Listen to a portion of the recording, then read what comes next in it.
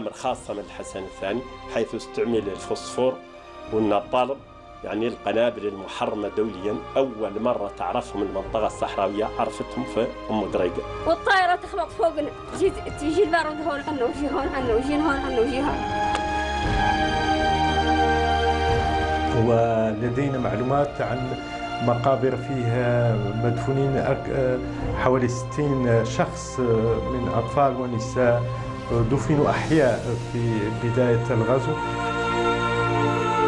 الابن تاعي ما نعقلش عليه. تعرضنا للطعن من طرف جيراننا وأشقائنا من المغاربة. واثقين بالنصر، يا رب دين النصر في ديننا، لأن ما لنا ظالمين.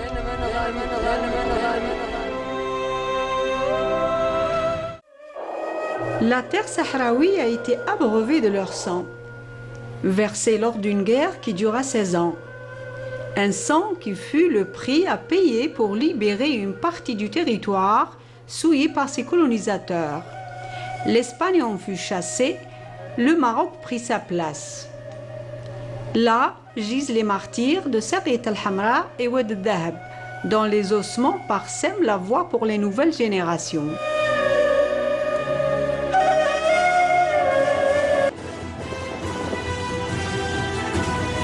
Une génération qui a fait le serment de libérer la partie occupée de la patrie ou de mourir en martyr. L'artillerie et les chars n'ont jamais été démobilisés depuis l'accord de cessez-le-feu entre le Front Polisario et le Maroc en 1991.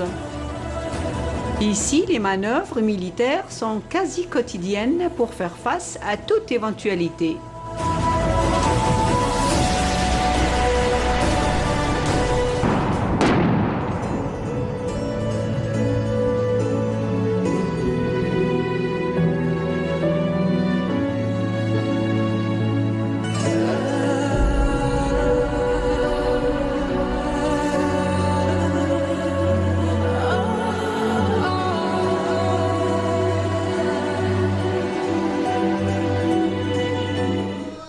Au crépuscule, les canons cèdent la parole aux anciens combattants, toujours mobilisés dans les rangs du Front de libération sahraoui. C'est l'occasion de se remémorer une guerre douloureuse et des souvenirs de batailles indélébiles. Leurs barbes sont l'indice d'une situation dangereuse où l'ennemi n'est jamais loin, pas même le temps de se raser. Ils livrent alors les secrets de leur guerre, la guerre du 20 mai. Ils étaient 17 combattants, ne disposant que de 8 fusils de chasse archaïques, 5 chameaux et quelques provisions, lorsqu'ils décidèrent de chasser l'Espagne qui avait occupé leur patrie en 1884, après qu'elle ait imposé sa domination jusqu'à la proclamation de la République arabe sahraoui et démocratique en 1976. Les combattants sahraouis déclenchèrent en premier lieu la guerre de partisans avant d'unifier la résistance sous l'égide du Front Polisario créé le 10 mai 1973. Front Polisario qui signifie Front populaire de libération de Sariyat al-Hamra et Wad al-Dahab, les deux grandes régions du Sahara occidental. 10 jours à peine après sa proclamation, le front déclenche la lutte armée. Le premier fait d'armes est l'attaque d'une garnison espagnole à Al-Khenga. C'est ici que la révolution a démarré. Nous étions 17 combattants, puis d'autres nous ont rejoints et nous sommes devenus nombreux, Dieu soit loué. Contre l'Espagne, nous étions dotés de bonnes armes automatiques comme le MAS 36, etc. À l'époque, le chameau était l'équivalent du véhicule. Nous portions nos provisions à dos.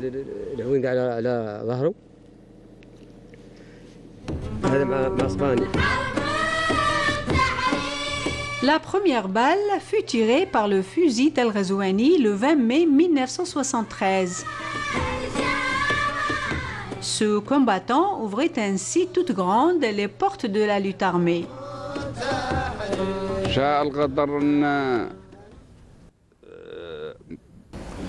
Le destin a voulu que des soldats sahraouis se trouvent près du camp d'Al-Khanga, à proximité du seul point d'eau de la zone.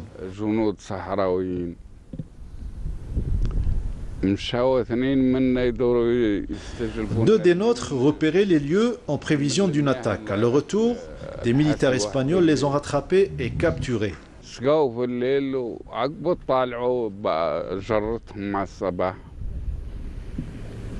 تبعوهم وقبضوهم قبضوهم بالتورس. المجموعة الباقية كان دايرة معاهم موعد وتخطى الموعد وعدت ما هي عارفة شنو. Nos combattants qui les attendaient partir à leur recherche, ils furent obligés d'intervenir, surtout que l'un des prisonniers était Wali Mustafa Seyed, le martyr de la révolution et son précurseur.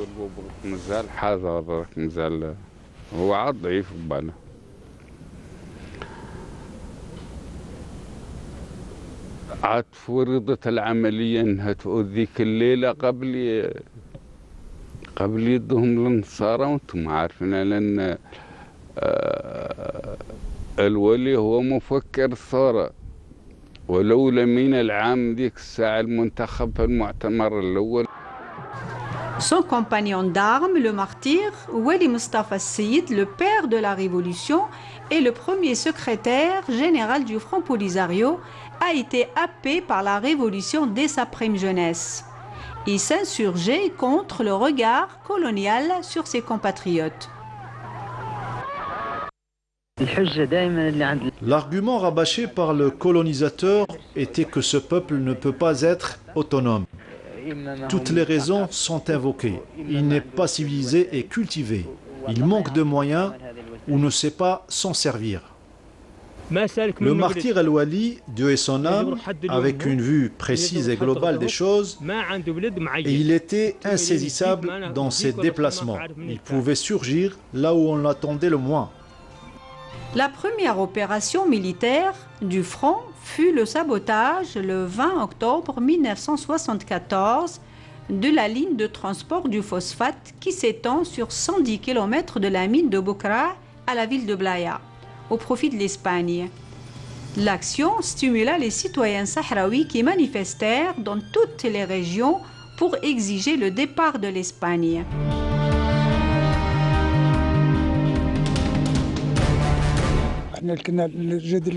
Nous n'avions pas de véhicule à l'époque, nous nous équipions chez l'ennemi lors de nos opérations militaires. Malgré notre nombre réduit et un ennemi nombreux, nous parvenions à faire des prisonniers et à prendre leurs armes.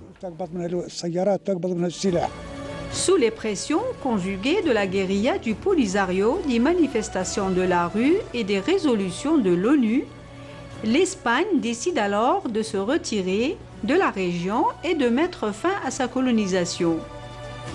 Le ministre espagnol des Affaires étrangères, Pedro Cortina Mori, déclare à Mustafa Seyid, le secrétaire général du Polisario, vouloir mettre de l'ordre au Sahara. L'Espagne exprime son intention d'organiser un référendum libre et honnête, une promesse qui se révéla vaine. Si ce référendum avait été organisé, Sariyat al-Hamra et Oued al-Dahab seraient aujourd'hui indépendantes. Le retrait espagnol ne fit qu'attiser davantage les convoitises du Maroc, avide de dominer la région et d'en cueillir les fruits. Le roi Hassan II s'empressa de demander au secrétaire général de l'ONU de soumettre le dossier sahraoui à la Cour de justice internationale. Il espérait un avis consultatif qui légitimerait la prétention marocaine à ses pseudo-droits historiques sur le territoire. Le 12 mai 1975, une mission de l'ONU se rendit à l'Ayoun pour enquêter sur les prétentions du souverain marocain. Mais elle trouva ce jour-là les rues bondées de manifestants sahraouis revendiquant l'indépendance et rejetant les convoitises marocaines. Le dossier fut soumis à la Cour internationale de justice. L'examen n'établit aucun lien légal susceptible d'influer sur l'application de la résolution 1514 relative à la décolonisation de la région. La conclusion en est le principe d'autodétermination à travers l'expression libre et honnête de la volonté des populations s'imposer. Tel était l'avis émis par la Cour internationale de justice dans un rapport de 60 pages publié le 16 octobre 1975. Cet avis de la Cour internationale de justice provoqua la fureur du roi. Il prit les devants pour imposer le fait accompli par la force. Et c'est le début d'une injustice d'autant plus douloureuse pour les Sahraouis qu'elle venait d'un proche. Le 31 octobre, un frère et voisin, par l'arabité et l'islam, afficha ses convoitises sur le Sahara, déclarant qu'il voulait le coloniser. Il prétendit que c'était l'affaire d'une semaine, car selon lui, les Sahraouis étaient un peuple de bédouins peu nombreux, isolés, désarmés, maintenus dans l'ignorance et l'arriération par la colonisation espagnole. La sonnette d'alarme retentit de nouveau. La légalité internationale fut bafouée lorsque le Maroc occupa militairement la ville de Jdiria avant de lancer fin octobre 1975 25 000 soldats pour occuper les positions précédemment contrôlées par l'Espagne et l'agresser ainsi un peuple pacifique.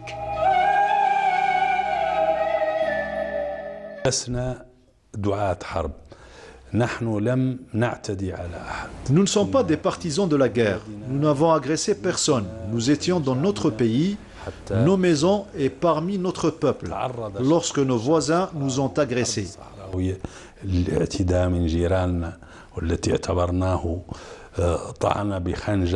C'était un véritable coup de poignard dans le dos. En effet, nous étions tout près du but après un siècle de confrontation, de résistance et de combat contre le colonialisme espagnol. Nous avons réussi à lui faire admettre notre souveraineté et à l'engager dans un processus d'indépendance totale.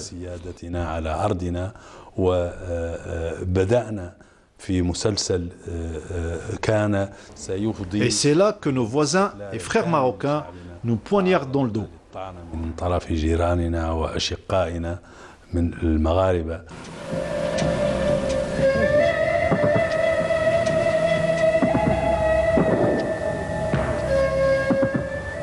Après à peine une semaine de l'intervention militaire de l'armée marocaine, le roi Hassan II demande à son peuple d'entamer une marche verte et d'expulser les Sahraouis de chez eux. C'était une journée épouvantable car les Marocains étaient d'une rare férocité.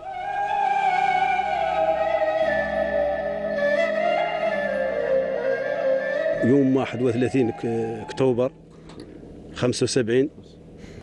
31 octobre 1975 est marqué par l'invasion marocaine du Sahara. Le roi l'a dénommé Marche verte, prétendant qu'il s'agira d'une simple virée d'une semaine. Il n'en fut rien. La marche fut présentée comme celle d'un peuple venu récupérer sa terre, mais derrière cette mise en scène, il y avait des forces militaires en ordre de bataille soutenues par l'aviation et tous les moyens.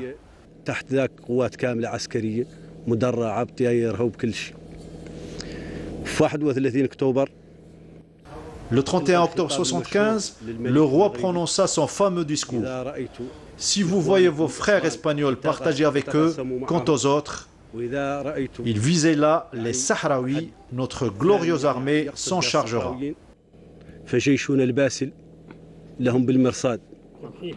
ثالثا شعبي العزيز كما قلت لك في خطابي الأول إذا ما لاقيت إسبانيا كيفما كان ذلك الإسباني عسكريا أم مدنيا فصافحه وعانقه واقتسم معه مأكلك ومشربك وأدخله مخيمك فليس بيننا وبين الإسبان غل ولا حقد فعانق إخوانك وأصدقائك الإسبانيين عسكريين كانوا أم مدنيين وإن أطلقوا عليك نارا فتسلح بإيمانك وتسلح بقوتك وزد في مسيرتك فلن ترى في آخرها إلا ما يرضيك ويرضي راحتك وراحة ضميرك وفيما إذا تعدى عليك المعتدون من غير الإسبان شعبي العزيز في مسيرتك فاعلم أن جيشك الباسل هو موجود مستعد لحمايتك ووقايتك ضد كل من أراد بك السوء. ومن ذاك المنطلق دخل. Et sur cette base, il entra à grand renfort de troupes, de chars et d'aviation. Il utilisa le napalm à Driga, Mgel, Tferit et d'autres régions sahraouis. Ce fut une véritable tentative d'extermination du peuple sahraoui. Le verdict rendu par la Cour de justice internationale avant la marche verte reconnaissait le droit du peuple sahraoui à l'autodétermination. Il avait non seulement provoqué la furie du roi Hassan II, mais également l'embarras de l'Espagne. Il ne satisfait pas non plus la Mauritanie qui provoqua la surprise en revendiquant à son tour une partie du Sahara occidental par la voix de son président Mokhtar Ould Daddah. La Mauritanie devint partie prenante du conflit. Les trois parties parvinrent à un consensus, l'accord de Madrid, signé le 14 novembre 1975. Il stipulait le partage du Sahara occidental qui fut dépecé comme une proie. Le Maroc obtenait le territoire de Seriet el-Hamra et la Mauritanie celui de Oued el-Dahab.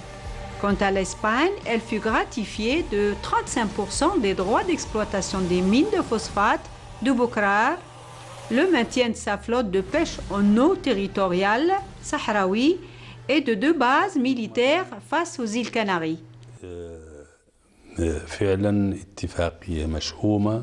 L'accord de Madrid est effectivement un accord vil et condamnable. Il est à l'origine de tous les malheurs du peuple sahraoui depuis le 14 novembre 1975 à nos jours. Exode, dispersion des familles, sacrifice de nos martyrs, disparition et enlèvement, victimes jetées depuis les hélicoptères ou enfuies dans des fosses communes.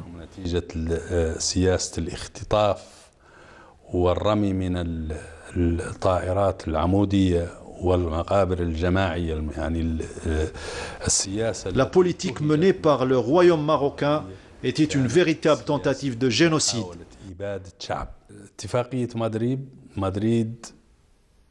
L'accord de Madrid est une honte indélébile pour ses signataires, car il visait le génocide total d'un peuple pour exploiter ses richesses et sa terre.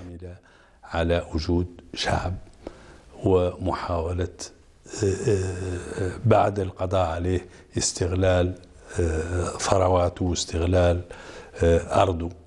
إذن مشؤومة مدانة. C'est donc bien un accord honteux et condamnable. Jusqu'à présent, les 2 signataires principaux de l'accord, le Maroc et l'Espagne, persistent dans le même objectif. المملكتين الإسبانية والمغربية لا زالتا على غيهما رغم أن الطرف الثالث انسحب من الاتفاق. Malgré le retrait de la Mauritanie, qui a signé un accord de paix et de relations privilégiées avec la République arabe sahraoui. المتميزة التي تربط الشعبين الصحراوي والموريتاني. Le combat sahraoui reprend à nouveau contre 3 ennemis acharnés à exploiter les fruits d'une terre. Et c'est le destin de cette terre de relever le défi de l'occupation. Ce combat aboutit au retrait définitif de l'Espagne du champ de bataille et à la proclamation de la République arabe sahraoui démocratique à Bir Lahlou le 27 novembre 1976.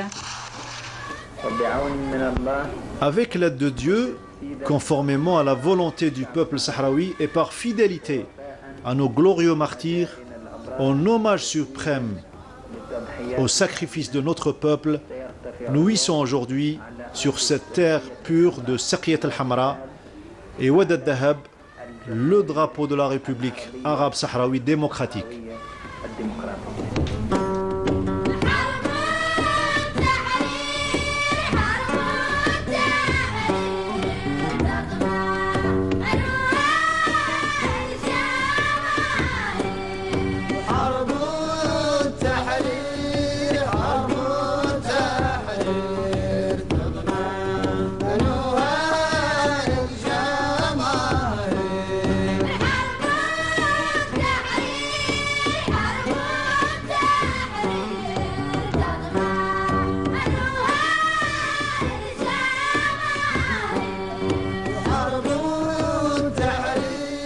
Quant à la guerre, elle se poursuit sur les deux fronts, marocain et mauritanien.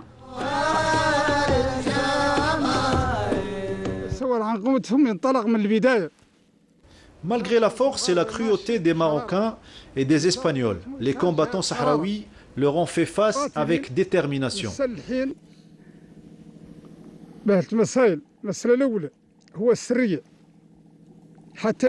Ils ont atteint leurs objectifs grâce notamment à deux principes, l'action clandestine et la responsabilité collective impliquant tous les combattants du soldat à l'officier.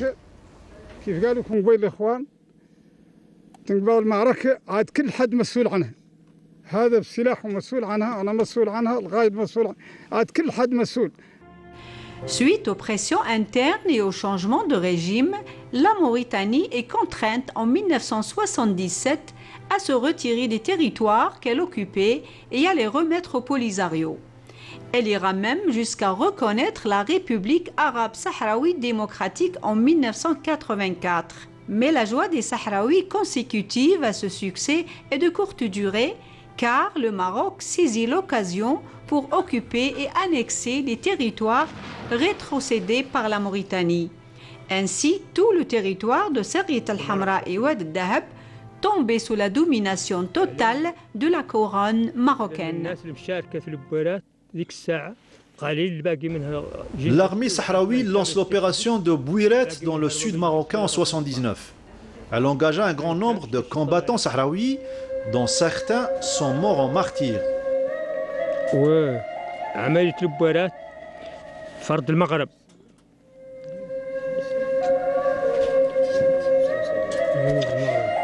جنوب المغرب 79 حكم فيها ياسر من المحابس ما دخل عتاد على كل شكل. Ils ont fait un grand nombre de prisonniers marocains et saisi d'importantes provisions et du matériel militaire. Beaucoup de soldats marocains ont fui à pied, abandonnant leurs véhicules. Quant aux nôtres, ils avaient une foi inébranlable en leur combat pour l'indépendance et leurs droits. بالنسبة للمقاتلين ذيك الساعة مقاتلين ذيك الساعة إيمانهم الوحيد هو تحرير الصحراء والاستقلال. Le Front Polisario intensifia ses attaques contre le royaume et multiplia les incursions sur ses territoires. Les combats étaient quotidiens et obligèrent le Maroc à changer de stratégie à maintes reprises pour tenter de contrôler la situation.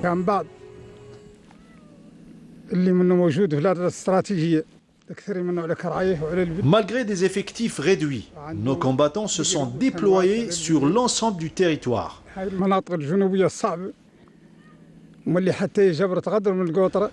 Leur connaissance parfaite du terrain permet d'adapter des stratégies aux spécificités des régions.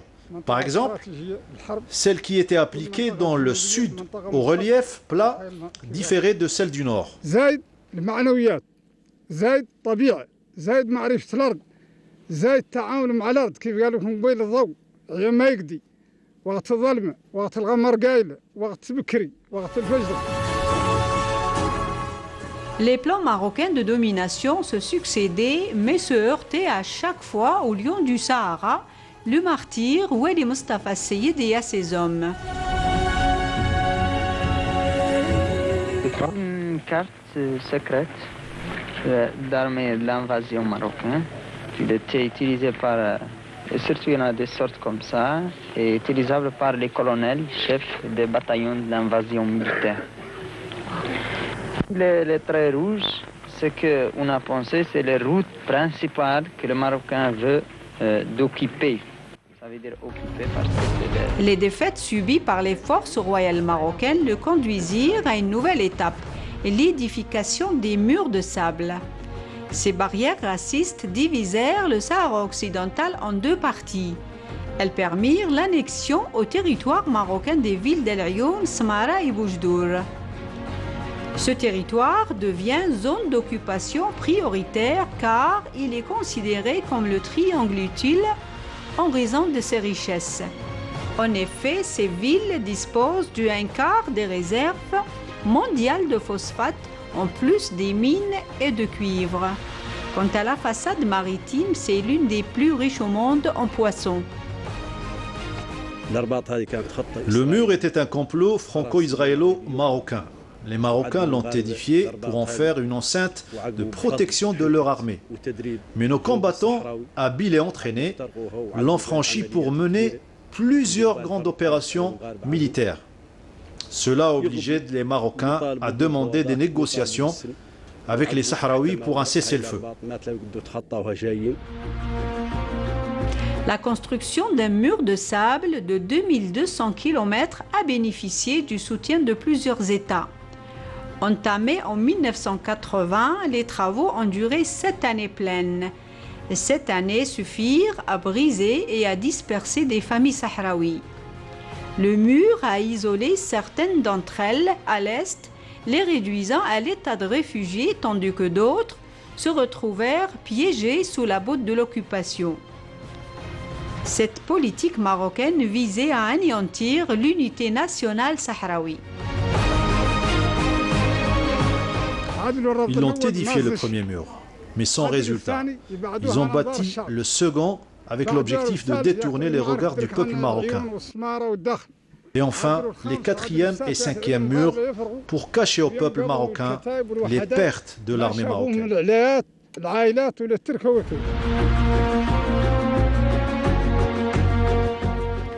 Le mur fut équipé de détecteurs sophistiqués et connecté à des radars électroniques de surveillance.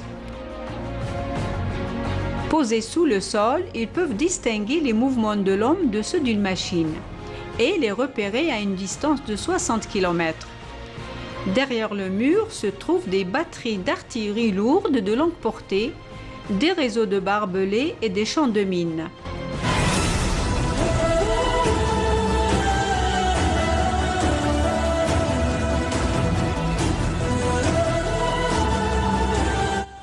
Mais les murs du roi ne sont pas un obstacle infranchissable pour les enfants de Serrit al-Hamra. Ainsi, à l'aube d'un certain jour, ils en occupèrent une partie après avoir neutralisé les systèmes de surveillance, infligeant à Rabat une défaite cuisante.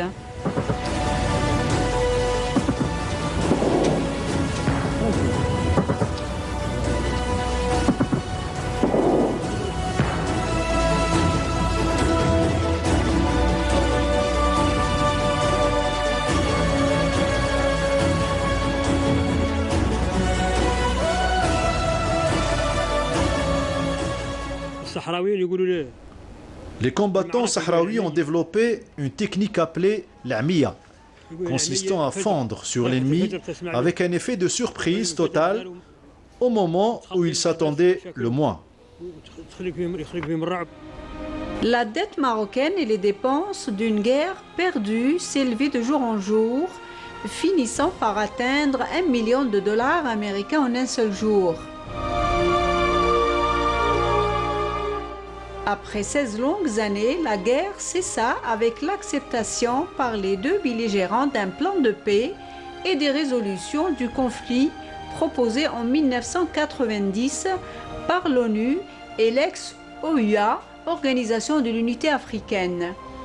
Le plan prévoyait un référendum libre et honnête par lequel le peuple sahraoui déciderait de son destin.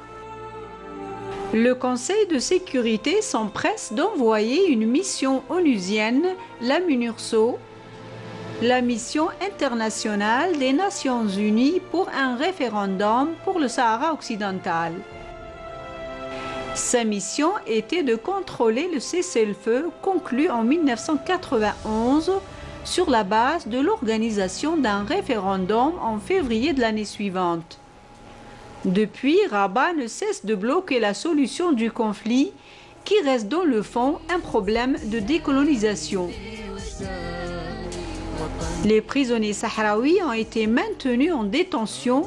Ils ne seront libérés que de longues années après le cessez-le-feu.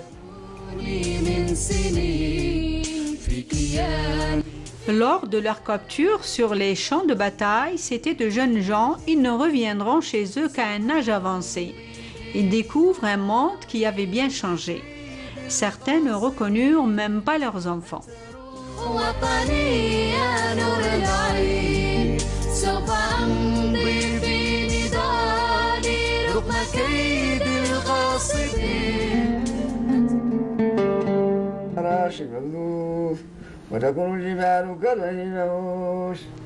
Salah Ramdan, prisonnier de guerre, fut capturé après avoir été blessé à la tête par un soldat marocain. Il resta prisonnier de longues années avant de rejoindre les camps. Il souffre en permanence de douleurs atroces qu'il tente d'atténuer par la lecture du Coran.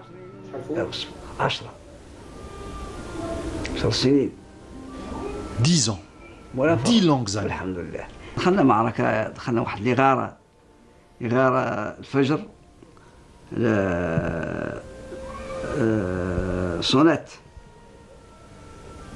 هجمنا عليها تاع المغاربة في الربط الفجر، وكانت انضربت برصاص على الرأس من هون وطحت فمو بقيت طايح. وعمو المغاربة داروا عليه هجوم مضاد للجماعة، لا مش على كراعي، لا على كراعينا رجلينا، داروا عليه هجوم مضاد وفاتوا عليا وداوني شاو بيا، داوني القنيطرة دخلوني السجون، تميت في السجون هذاك.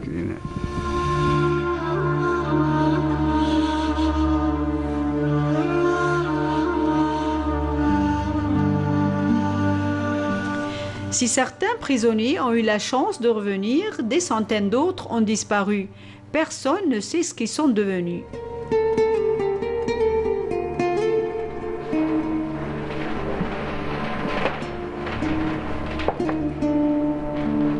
Cet homme représente les Sahraouis dans le dossier des disparus. Et au milieu de ce grand nombre de correspondances, Abd Salam gère le dossier par le biais des médiateurs internationaux et en premier lieu la Croix-Rouge internationale. اختفاء أزيد من 4500 حالة اختفاء قسري وقعت في الصحراء الغربية من بين. On recense plus de 4500 cas de prisonniers disparus, dont beaucoup de prisonniers non reconnus, soumis de nos jours encore à la torture. On signale 400 cas de ce genre. Le problème des disparus reste grave, malgré de légères évolutions liées à la pression de l'Association des parents de prisonniers et disparus et d'organisations internationales. Élément nouveau, le Maroc a fini par admettre que la plupart des disparus sont morts, remettant même des certificats de décès aux parents. Mais ces documents ne mentionnent ni les causes du décès, ni les lieux d'enterrement.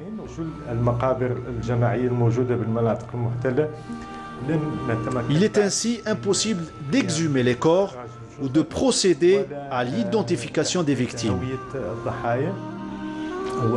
Et nous disposons d'informations sur des cimetières où furent enterrés vivants une soixantaine de victimes, dont des enfants et des femmes au début de l'invasion.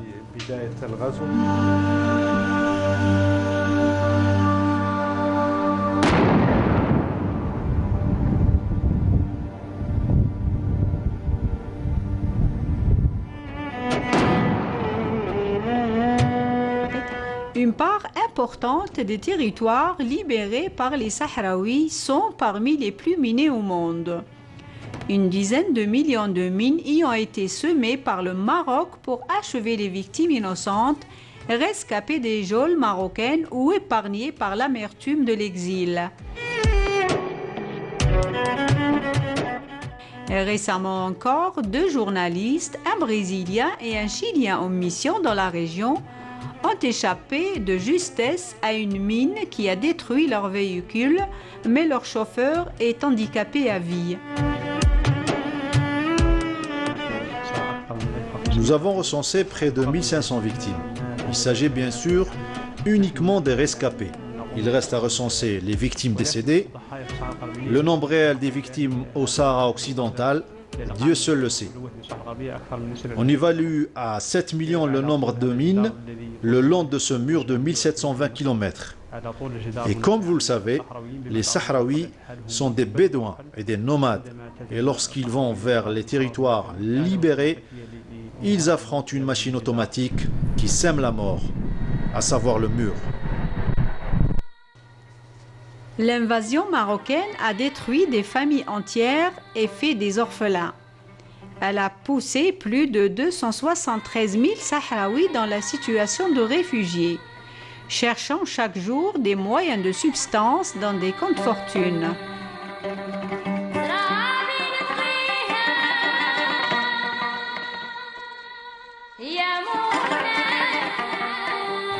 Ils sont arrivés là il y a 43 ans à bord de camionnettes chargées de misère et d'espoir, traçant dans les sables un chemin vers la vie, fuyant le génocide. C'était l'automne 1975.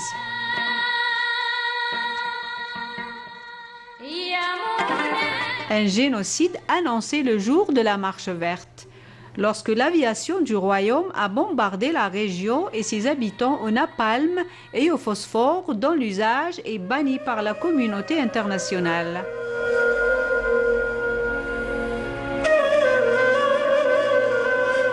Ils furent chassés de chez eux et ne trouvèrent refuge que dans les camps de l'honneur et la dignité, comme certains aiment à les désigner.